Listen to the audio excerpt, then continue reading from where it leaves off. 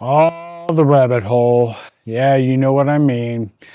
Uh, Actually, this idea of the rabbit hole, this conundrum of the rabbit hole, can refer to or be applied to any type of hobby or interest where you start getting into it and it's hard to slow yourself down a little bit. uh, you can apply it to guitars, RC model making, watches. Some people collect watches, jewelry, whatever the case may be. The rabbit hole is a situation that a lot of people, not just in the fountain pen world, but a lot of people have to deal with. So while this video can be applied to those other interests and the principles in this video apply to those other interests, I'm going to be directing this primarily at those of us who are in the rabbit hole of the fountain pen world. Let me start with describing my own rabbit hole journey. I'm going to try to make this as concise as possible. My wife encouraged me to to have a hobby. I don't know if I was getting on her nerves or what. Anyway, I needed a hobby, so I ended up getting into pen making, and I've shared this with you before, even showed you some of the pens I've made. But I started getting into pen making, and in the early part of the pen making, after I had started a business on pen making, I had an Etsy shop. Got away from Etsy. They went public and had a bunch of other issues going on, and I just said, forget it. Tried them once again, and then it was just same issues. So no more Etsy. Anyway, so my Etsy shop was growing. Took a serve, and in my pen making supplies catalogs, one of the ones I was getting, I saw some kits for fountain pens, and I thought, I didn't even know people use fountain pens anymore. So I did a little survey amongst all the other Etsy sellers and asked them if any of them use fountain pens. And to my surprise, I got some feedback saying, oh yeah, I love fountain pens, etc. So I bought a fountain pen kit and I made one. And before I put it on my site to sell, I wrote with it. I thought, man, you know what? This is pretty nice. And so I was really impressed, especially the way the ink flows. I just love that shine, that wet look to the ink as it was going down on paper. And so I was at that point, I was one step into the rabbit hole. From there, like I said, there's going to be a lot of details that I'm not going to throw in here for time's sake. From there, I started looking online, just researching fountain pens, see what's out there, because I had not looked, and I was surprised to find a bunch of sites, places that sold, retailers, and then people that did reviews. I started watching more of Brian Goulet and Stephen Brown, Matt Armstrong of the Pen Habit, the old Pen Habit. And so I started becoming more educated. Well, I'm looking at some of these pens that they're showing and reviewing, and I'm thinking, man, that's a lot of money. I mean, we're talking 50, 70, 100 something dollars for a pen. That's a lot of money for a pen. Yeah. Anyway, so I started looking for research, and I think this is how it went: inexpensive fountain pens. And I started seeing these Kaweco Sports, and the Skyline was their cheapest model. So that's what I bought. So now I am 2 feet into the rabbit hole, slowly sinking.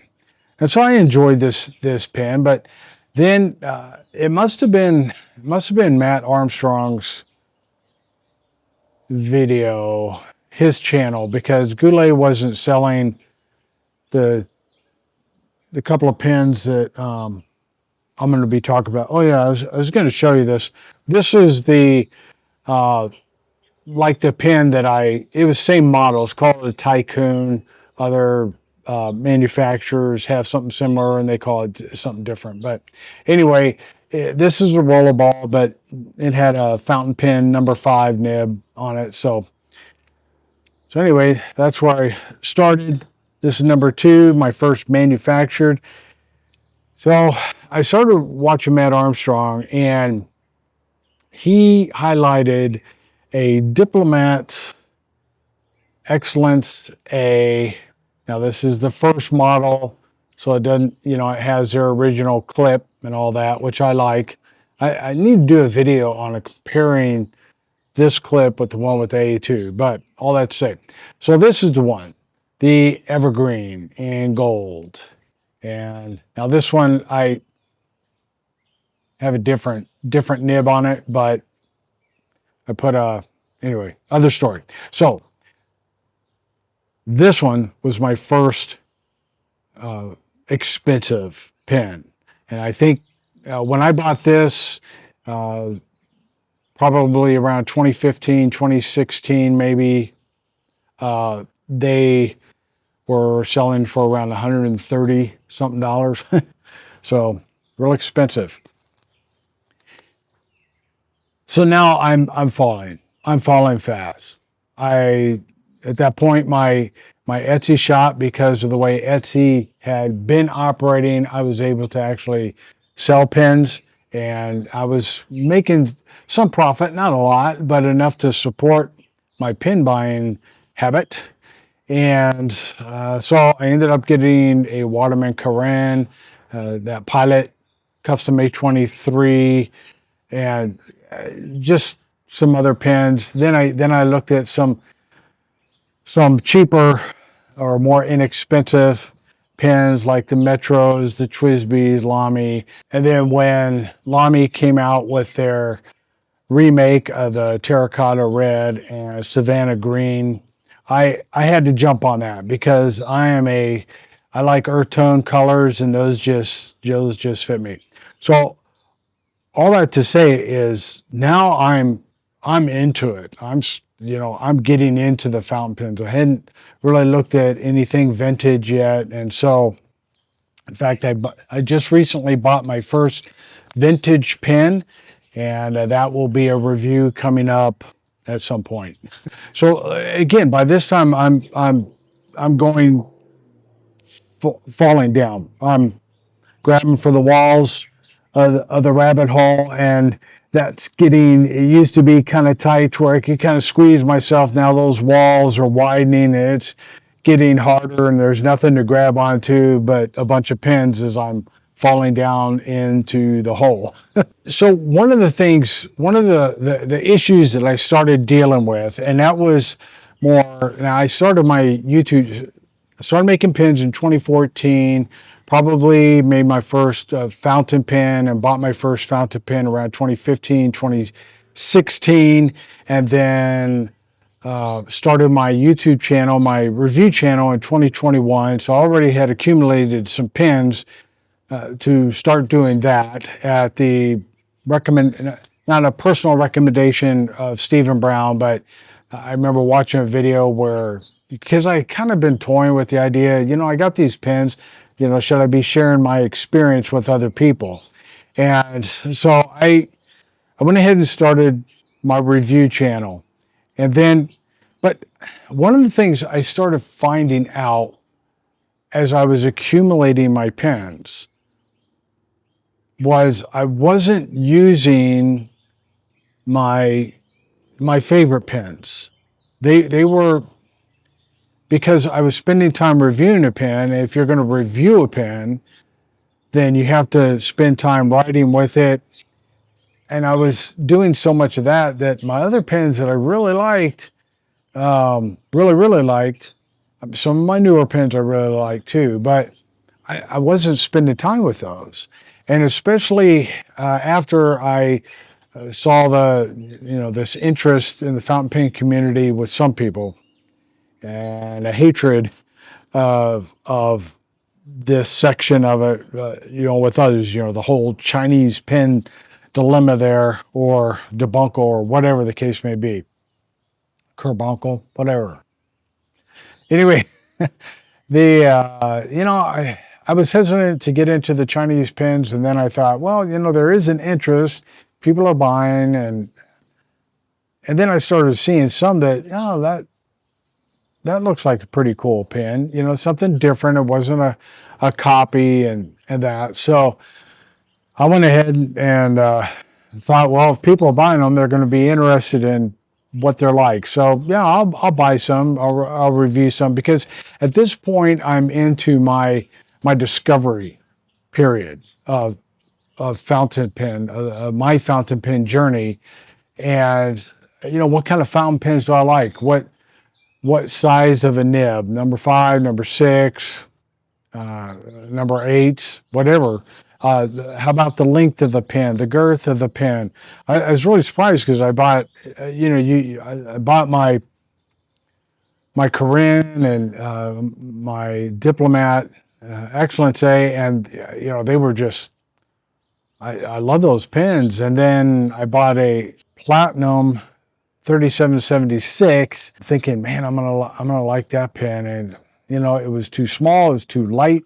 The pen had too much, the nib had too much feedback for me, and I just wasn't enjoying writing with it. So I ended up selling it because I wanted to get another color in the Excellence A lineup. So I was having this difficulty with where I was going with it. Since then, I've having to kind of take and fast forwarding to now, taking a real good look, and I've been struggling with this for a little while about where I'm at in my journey. Do I need to take based on what I know right now and the experience that I have, do I need to start taking another direction?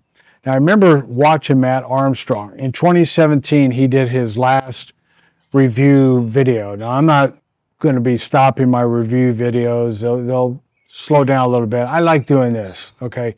But it is interesting what Matt said, and let me see if I can find that real quick. He found himself spending way too much money. So he had spent over $20,000 on pens and pen-related products. And if you look at any of his later videos, you'll see a bookcase behind him with all kinds of inks in them. Now he would, manufacturers or retailers would send him pens to review too, but he was also buying a lot of pens. He bought them on credit. This is what he said in his video. I put a link to it in the description. So, and he just thought, man, this is just too crazy. Plus, he didn't have enough time to do some of the other things that he wanted to do to really enjoy his pens. He said he was getting out of the review process because he no longer enjoyed reviewing the pens. Then he goes on to say, he says, I love my pens and I will continue to use my pens, but I just don't see myself buying any more. That's hard to believe. Anyway, I don't need any more. Really? I'm not criticizing him. I'm just thinking, for me, I can't relate at this point anyway. He said, I found that I don't really want any more. I really can't relate to that.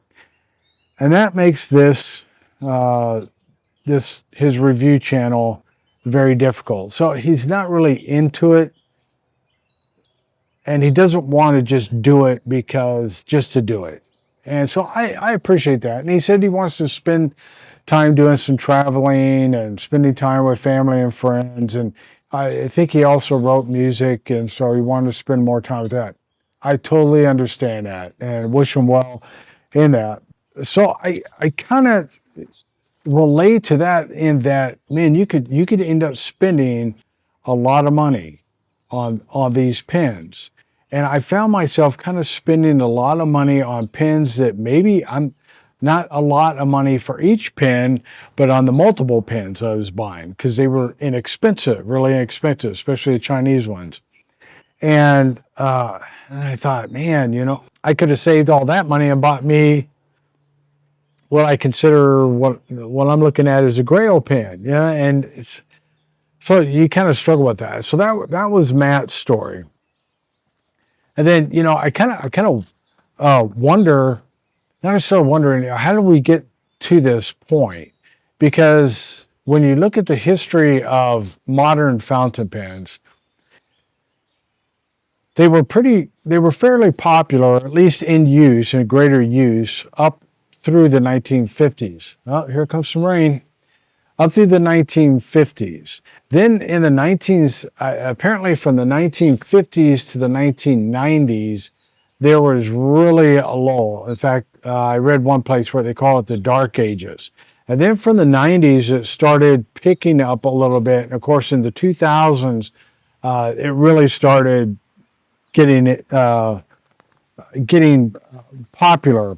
In fact, this one guy, video, another link in the description, called a writing guy, AWG. You can look his channel up. But he bemoaned this situation. I think I'm going to start getting wet here, so I'm going to. All right, had to move to another side of my porch because the rain was starting to come in. I have a screen there that blocks a little bit, but not much. Anyway, a writing guy, he lamented the state of fountain pens. Apparently he's been with fountain pens for a while. And here's some thoughts that I got from his video. He bemoaned the state of the fountain pen user world. Basically, in his words, he said that it's gotten too loud. It's more of a marketing blitz of products and opinions rather than the simple enjoyment of putting pen to paper. In his words, this hobby was never about pens, but about what you do with them. You don't need another pen yet. You can only write with one hand at a time. Acquiring the next Grail pen is not as important as filling a journal with yourness. I like that word he coined there, yourness. Writing about yourself, and just not about yourself necessarily, but about your thoughts, about your perspectives and so forth. He says it's not the pen, but the message that flows from it. And I thought that was pretty good. And so, yeah, it used to be fountain pens were not so much collector items, as far as I understand. I mean, maybe there was a small niche, in the world. It was more something that people buy. And yes, there was some marketing. Places like Schaefer and maybe Cross, or some of the older Waterman, the older pen companies, they were obviously marketing to particular groups of people because fountain pens were more in use. So you're gonna come up with more fountain pens and better fountain pens, better filling systems, and all that. So there was a place for it. But then when the ballpoint pen came to be as popular, then that started the fountain pen started going away. And so now it's more of you do see a lot of marketing. If you're into fountain pens, you're getting ads from, depending, it could be a variety of places, the online retailers. And, it's hard. And pen companies are constantly coming out with either new models or new versions of their older models. And here's what's sad too, is when you hear about a company that being kind of criticized for not coming out with new, more innovative types of pens, as if they're tried and true are no longer any good and they're boring or whatnot. And so, so that was the writing guy's how he's seeing this world. And I kind of wondered about that myself. You know, is that an issue now? You know, is that part of the problem, is that it's such a marketing tool, you got to get more and more and more, that you don't enjoy what you have. Okay, I got to go see what the dog is barking about. Ah, the wife just got home. Okay, so where am I at? So there was the writing guy. So then I asked myself this question: how then should we manage this journey down the rabbit hole? How should I manage my journey down this rabbit hole? So now I'm having to reassess where I'm at. That light from the end of the tunnel is way up there. It's not the bright, shiny light. Anyway, it's way up there, and I'm down the hole. So before I keep falling aimlessly down this hole, I'm having to reevaluate where I'm at. Samuel Naldi, again, a video link in the description. He made this video about accumulation and so forth. Now, Samuel Naldi, if you're familiar with him, he just deals primarily with the high-end stuff. All the Mont Blancs. I think his collection, one of his main collections, are all the Mont Blanc 149s. And so that's what he focuses on personally. And, you know, so the guy's really into the very high-end stuff, where I will most likely never be. And that's okay. And so, but he did give some advice to people just in general. And one of the things that he brought out in a video that struck me was he said, don't try to gather so many pins. And it kind of goes back to what the writing guy said. I don't know the writing guy's name, so I just have to go with his channel name. He said, Naldi, you know, the writing guy said, you don't need that many pins because you can only use so many at one time. And then, like one of the other things I found is my favorite pens I don't use as much, even though they're my favorite ones to write with. And so Naldi said, be more purposeful. We need to be, he recommended being more purposeful in our buying. In other words, have a plan, have a goal. I mean, maybe your goal is just to accumulate as many pins as you can. All right, never enough. But be careful, he said, that you're not going to end up buying a pen that you later regret buying. So kind of slow down, do some investigation based on what you've learned thus far, what kind of pen you think that you're going to want. And that's why I don't regret some of my journey into the Chinese pens, just because they were fairly they're fairly inexpensive. I mean, compared to some other pens, they're really inexpensive. But when you total them all up, I could have bought, you know, one or two pretty nice pens. And that, but what it's done for me is it's helped me to find out, as I mentioned earlier, what kind of pens I like. So now I kind of have an idea, like when I'm reading the pen description on, you know, the size of the grip, the girth of the pen itself, the length of the pen, and all of that. So I can look at that and say, that's too small. That's too light. That's too long. That's not long enough. So that has helped me. Now, based on that knowledge, and that's what he said, you know, don't just buy the next great pen that some retailers is pushing, you know, just because it looks cool, just because they say how great it is, all right? And Naldi said, look, oftentimes we'll buy these inexpensive pens because at the moment we can afford them. but they're not really what we want. We still have maybe a pen in our mind that we're wanting, but we just don't. It just costs too much. We can't afford that. And so we have this history of a variety of pens that we can afford at the moment, but if you totaled them all up, you could have got that one that you didn't think you could afford. And you have to wait a little while, but then you can afford it. And so that's what he suggested. He said, make sure you get one that you really want. You're going to be so thankful that you got it. Let me see if there's, he said, maybe save a little bit more, then go for that writing instrument that you will enjoy forever. Okay, so where am I at? I know the kind of pens I like. I know the ones that I probably won't use. And I'm gonna share this strategy with you in a minute.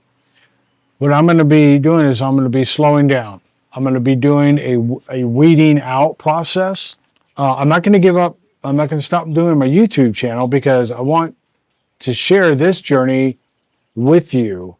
I think I'm gonna shift from acquisition mode to collector mode. It's another thing that Samuel Naldi emphasized. He said, once you figure out basically what you like, start a small collection. Just get some of those pens. I have a collection, a small collection of Diplomat Excellence A's. I have some of their other pens, but one Arrow. But I may continue broaden that collection a little bit. The Waterman Corinne is one of my favorites. I may do that one too. I don't know, but all I'm saying is instead of just buying every cool pen that's on the market, I'm going to slow down. I'm going to be more purposeful in my buying. I'm going to be more strategic in my buying patterns and start doing some videos.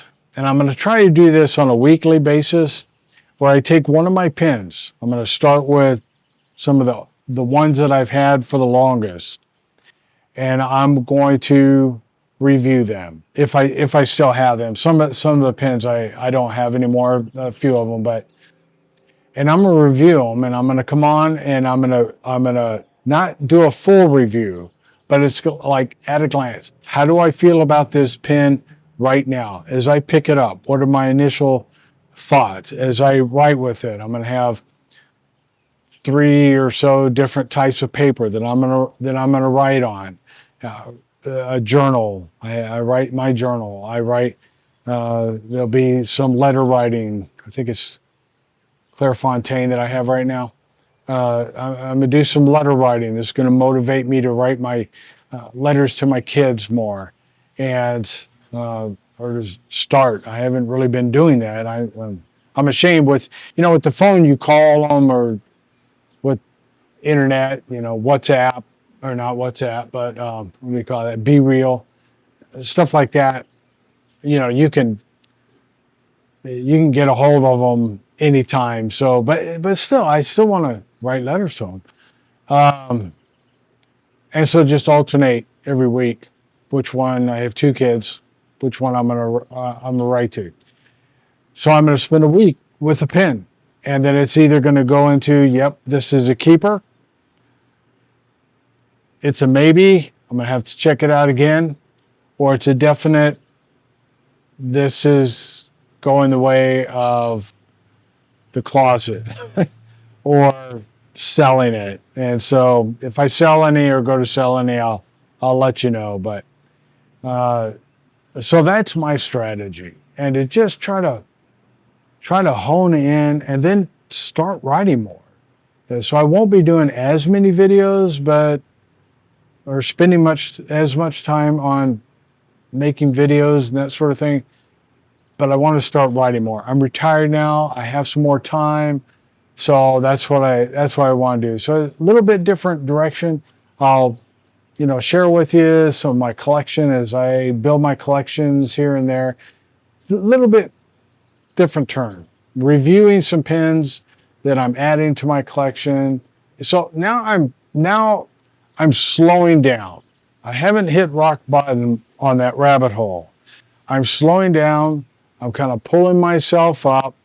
I'm finding a little tree root here or there, and I'm pulling myself up to where I'm not falling headlong, aimlessly down this rabbit hole. I've got a clear direction on where I want to go, and I hope, even if you don't go the same way that I'm going to go, I hope this will encourage you to evaluate, reevaluate where you are at in your fountain pen journey down this rabbit hole, as I have. And don't forget, check out those videos, links, those 3 videos, links are in the description.